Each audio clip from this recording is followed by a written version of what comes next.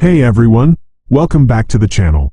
Today, we're going to talk about something you might have heard a little bit about recently, a virus called Oropouche. Now, I know when we hear virus, it can sound a bit scary, but let's break down what causes it in a way that's easy to understand.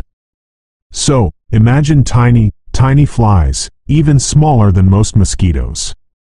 We often call them biting midges, or sometimes even no-see-ums, because they're so hard to spot. These little guys are the main culprits when it comes to spreading the Oropouche virus. Think of them as the primary delivery service for this virus.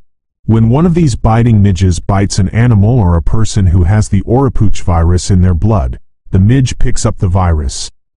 Then, if that infected midge bites another person, it can pass the virus along.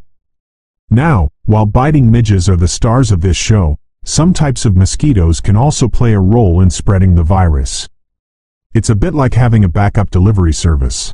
The virus can circulate in nature between these insects and certain animals, like sloths, monkeys, and even some birds.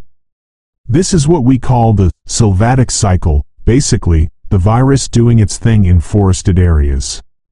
But then, sometimes, an infected animal or even a person who's been out in these forested areas brings the virus into places where people live, like towns and cities.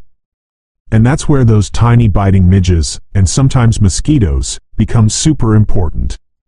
They pick up the virus from infected people and then spread it to more people, leading to what we call outbreaks.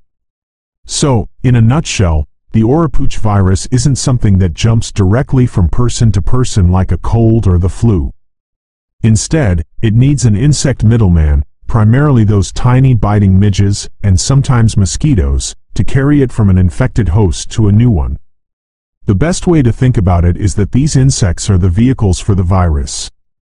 That's why preventing bug bites is such a big deal when it comes to protecting yourself from Oropouche. It's all about breaking that chain of transmission from the insects to us.